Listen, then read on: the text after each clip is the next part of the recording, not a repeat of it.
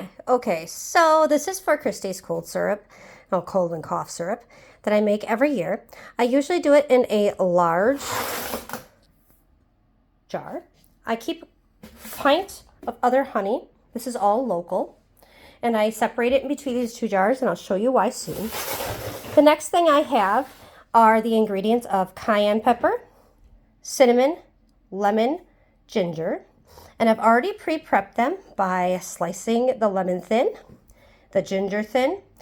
That is our tea, chamomile, cayenne, and my cinnamon sticks. So what I do, once I've got everything diced, I take the large jar, and then I will add all of that lemon. And you'll notice in the bottom of your little thing here, there's going to be some juice. Let me turn this up a little bit. All right, we'll get all of that in there. Okay, I just push it down. Now it is good. You want that lemon juice in there. If your lemon is particularly dry, you can add lemon juice, but I do suggest that you try to, use what's in the lemon. It's going to be the most natural and healthy. The next thing I do is, because I'm making a large batch, I am also going to add my ginger. The ginger, you'll take about, I want to say an inch. Off of this, you're going to peel it and slice it thin. This may be easier if you have a mandolin to slice it thin enough. Otherwise, however you cut is thin enough. It doesn't have to be perfect. And I just put all that in the jar. All right, so then I take the next bowl, which is the cinnamon sticks, and I will also put all of that in the top of my jar. Okay. So the last step to get it prepped is to put in the cayenne, which I put on top. And believe it or not, that's not a lot of cayenne. I only put about 1/4 teaspoon. So with this one, because it is a large, I do make it about 1/2 teaspoon. So now that I've got it finished, what I'm going to do is I'm actually going to pour honey on top of it from the small jar.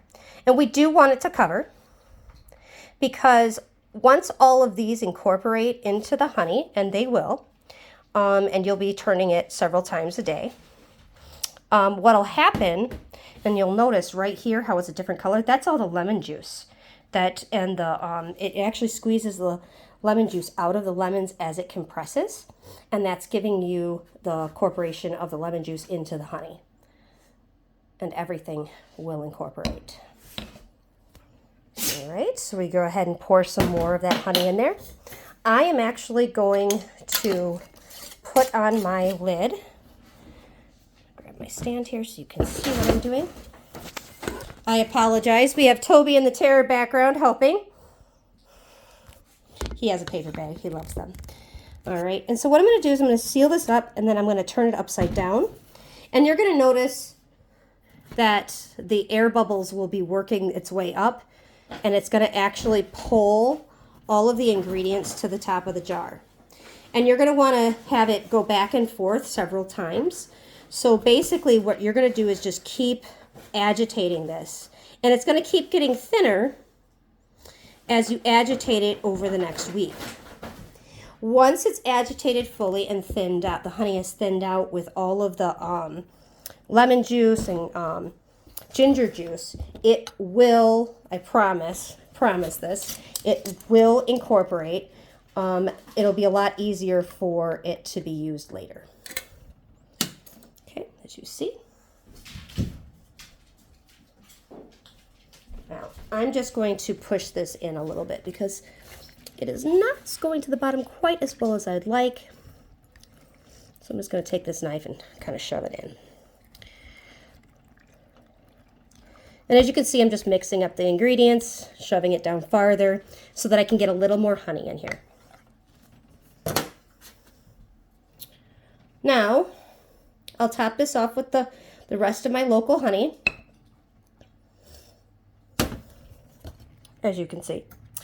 And then I'm going to seal up this jar.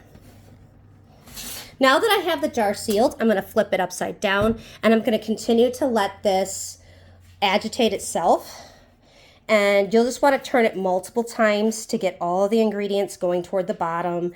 And believe it or not, it is squeezing out all the lemon juice that is in there. So this is what I do to make my syrup. What I do then is once I have made my syrup and it's been a week and it has gotten prepped, I have my tea ball, because I use my homegrown tea, and I actually scoop it, and I scoop my chamomile depending on how strong I want it. That should be good enough. I close my tea ball, and then this will actually go into my cup. It's got a little fun little hook here, and I will fill it with hot water, and then I will add about 3 tablespoons of this once it's all incorporated after that week. So hopefully that answers the questions, and hopefully this is a fun little tutorial on how to make my Kristie's cold and cough syrup.